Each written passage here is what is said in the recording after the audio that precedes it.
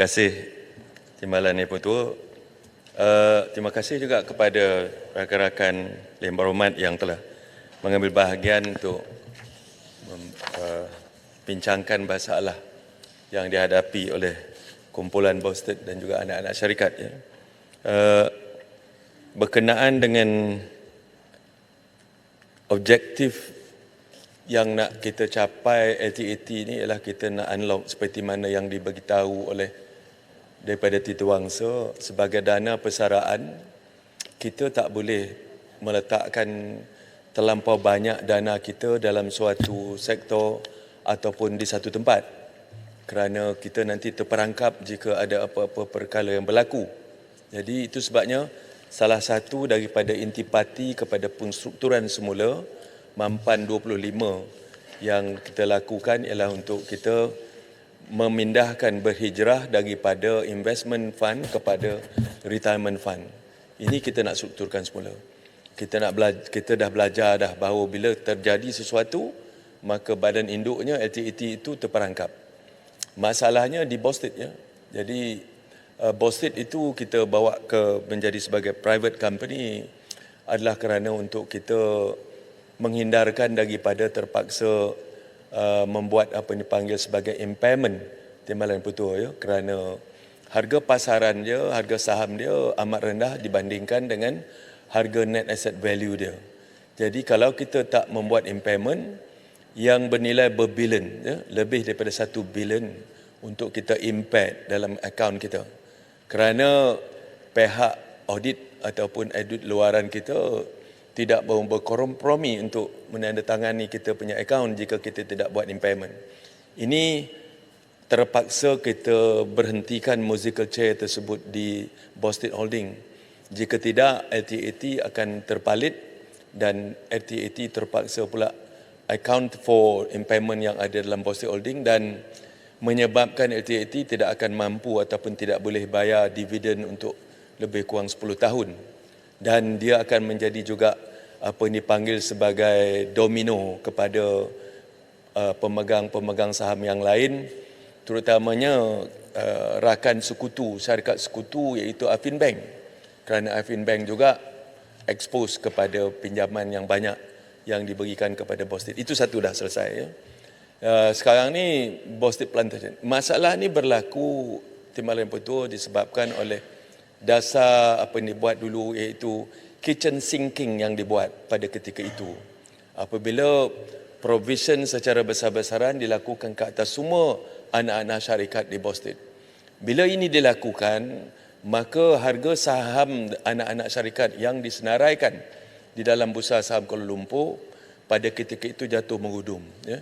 Kerana dia terpaksa buat provision yang besar dan syarikat mengalami masalah. Ya Muhammad Rembau, sikit saya terlupa nak tanya. Bosted ni ada tak sinking fund dia kalau anything happen dalam keadaan crucial? Sinking fund kalau saya tahu apa sinking fund ada tak? Selalunya semua JLC kerajaan dia ada sinking fund termasuk Petronas apa semua. Saya tak cakap pasal sinking fund. Saya tanya aja. Ada tak sinking fund daripada masa dia mula ditubuhkan sampai sekarang? Kita tak ada sebagai syarikat sinking fund. Kita ada reserve. Ya.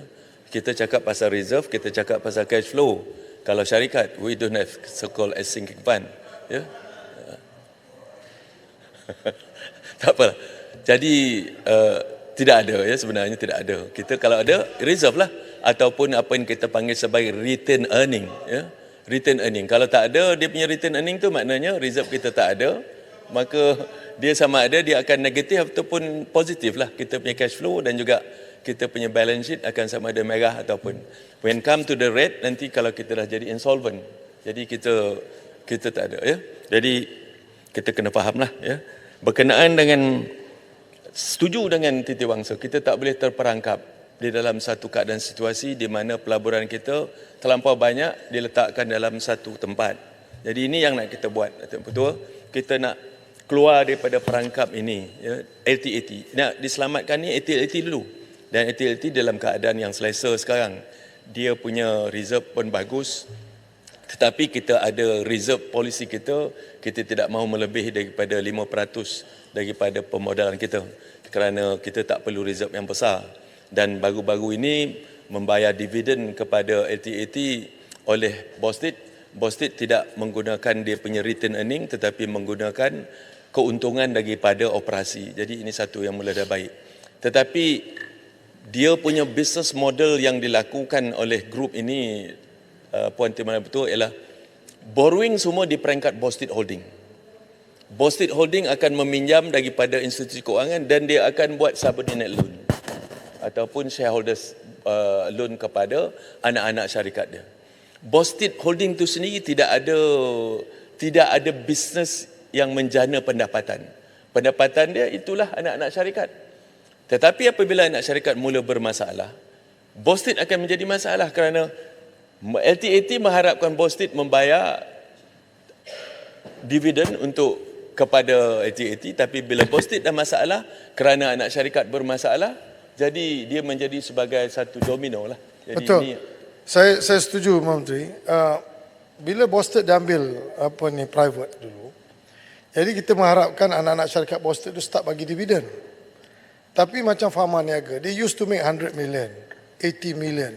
Tak boleh bagi sebab kena buat provision pasal vaksin. Pasal vaksin dia beli sampai 500-600 juta, tak pakai. Sampai expired dan lepas tu kena buat impairment. Bila kena buat impairment, syarikat yang kita anggap lebih kurang macam blue chip, macam Pharma Niaga, end up jadi PN17. Jadi dah lah Bostik dah sakit. Anak syarikat yang profitable pun korang load semua vaksin-vaksin ni dulu. Akhirnya kena buat impairment, dah dia PN17. Lepas satu masalah, nak kami pula yang ini. Bostik Plantation. Mana ada orang buat plantation company, ada 98,000 hektar. Ada pula 46% pokok dah 25 tahun. Bermakna duit yang kita buat ni, kita make profit tu hari, patutnya kena buat replanting gradually. Kalau dah 46% total daripada 98,000 hectares, nak kena buat replanting one go, that's another $1 billion. Macam mana, Menteri? Saya tahulah Menteri tengah pening ni. tak ada pening itu betul. Saya buat kerja, I'm very focused in what I'm doing dengan izin. Tetapi kita perlu unlock satu-satu. Kita tak boleh lihat sebagai seluruhannya, satu-satu kita buat. Pharma Niaga tak ada isu. Pharma Niaga satu syarikat yang untung. Tetapi disebabkan oleh one go impairment yang terpaksa kita buat. Kerana kita telah berunding dengan auditor tak mahu tanda tangan jika kita tak buat 100% impairment ataupun provision yang bernilai lebih kurang 600 juta. Kerana betul tadi Pendang kata kita buat perniagaan dulu masa kita beli vaksin pertama Sinovac tu untung.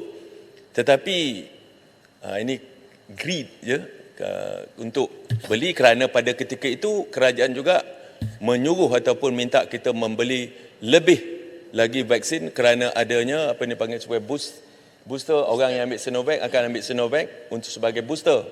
Tetapi dianya tak berjadi dan akhirnya rakyat Malaysia tak nak ambil booster, maka terperangkap lagi lah vaksin yang begitu banyak dibeli atas asas permohonan daripada pihak-pihak tertentu daripada kerajaan, maka vaksin pun dah expired, kan kita tak boleh nak buat apa. Tak boleh nak pulang. Jadi kita terpaksa juga buat provision on the account. Puan Timbalan betul. Pak Menteri, saya ada satu lagi lah untuk pengajaran masa depan. Minta Yang Menteri kita beri perhatian khusus kalau kita tak nak lagi jadi perkara-perkara yang seperti yang telah terjadi, seperti mana pembelian radar. Saya ada maklumat, kalau Menteri nak saya boleh bagilah lepas ni. Pembelian radar kepada Thales ni pun kita minta supaya review balik dia punya perjanjian letter offer apa semua. Kita tak nak lagi dah ni gajah-gajah putih ni berlaku, menyebabkan dia kesan keseluruhan kepada integriti kita, yang rating rasuah kita semakin teruk sekarang ni. Ini memalukan kita. Saya minta tu lah, yang tu saya minta sungguh-sungguh ni, yang syarikat Thales yang kita beri ni ada masalah di Perancis dan dia juga tak boleh masuk di negeri India kerana dia ada isu rasuah kepada maintenance MIG 2000 di negara India sekarang sedang dalam siasatan. Jadi saya minta kita review balik rekod-rekod syarikat yang kita beri ini berkenaan dengan pembekalan radar kepada tentera udara di Malaysia. Ini keselamatan negara. Sekian, terima kasih. Yang Mak Menteri, saya ada banyak soalan-soalan yang saya kemukakan tadi. Nampak masa tak ada. Kalau boleh Yang Mak Menteri dapat menjawab secara bertulis. Ya, cuma sikit saja yang Titiwangsa ada bangkitkan isu replanting. Saya tahu kelapa sawit kita banyakkan dah umur dah lebih 20 tahun. Apakah kita mempunyai masalah untuk mempunyai masalah kewangan untuk buat penanaman semula? Itu saya nak tahu. Soalan tambahan sedikit pasal replanting juga. Tadi yang Berhormat Menteri kongsikan bahawa pihak Bosted dan LTT akan lakukan pinjaman yang berjumlah 2 bilion ringgit. Persoalan pertama susulan, adakah pinjaman itu akan disertakan sekali dengan government guarantee? Yang kedua, adakah replantation cost yang sebelum ini patut dibiayai oleh pihak KLK kini turut akan diserapkan dan akan disertakan sekali dalam kos pinjaman 2 bilion ini? Or is it separate, 2 billion plus 600 million? Terima kasih. Berkenaan dengan, dah lupa dah pendak kata tadi. Tailors tu kita akan lihat semula. Soalan-soalan tu saya tahu tak sempat nak jawab. Mohon secara bertulis. Gitu. Dan saya tanya tentang isu replanting tu. Adakah kita mempunyai masalah kewangan menyebabkan kita terpaksa nak jual plantation terpaksa jual sebab kita tak ada duit untuk replanting untuk penanaman semula. Dia replanting ni memakan belanja amat besar Puan Dipertua, dan dia memang keadaan kewangan memang ketika itu adalah tidak baik untuk dan tidak mencukupi untuk kita buat. Tapi dia sebenarnya ialah isu berkenaan B-Plan ini adalah untuk kita supaya Bosted dapat memulangkan semula ataupun LTAT mendapat semula segala modal yang telah pun diletakkan dalam Bosted. 3.3 bilion banyaknya jika kita buat tempoh hari. It was done, dia dibuat oleh pihak independen, dibuat oleh merchant banker, investment banker, dan telah pun dibuatkan tender terbuka. Ada 15 semuanya yang telah dijemput untuk membuat tender. Kita tak boleh tak kata pula mengapa kita bagi kepada penanda nombor 3, nombor 4. That's not a good corporate governance. Dalam kita nak menjual sesuatu, kita akan bagi kepada penanda yang tertinggi. Itu saja. Ya.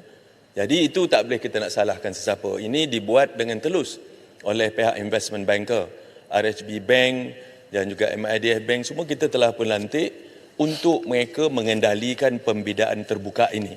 Dia terbuka, kita jemput semua. Bukan kita tak jemput, Tuan Betul, kita jemput semua. Tetapi pembida-pembida ada yang tak masuk, tak balik dan tak mahu participate. Ya? Ada yang tak mahu balik untuk membida, ada pula yang membida terlampau rendah. Maka kita menerima ataupun bukan kita punya advisor memberikan ke pembida yang tertinggi. Itu memang good corporate governance. Kita tak boleh persoalkan itu. Tangga batu minta apa ni? Yang berhormat. Datuk Petua, tunggulah saya nak sekejap. Sebab dia ada mandat I've Bumi given you Putera a lot dalam already. B-Plan ni. Aset Bumi Putera tu.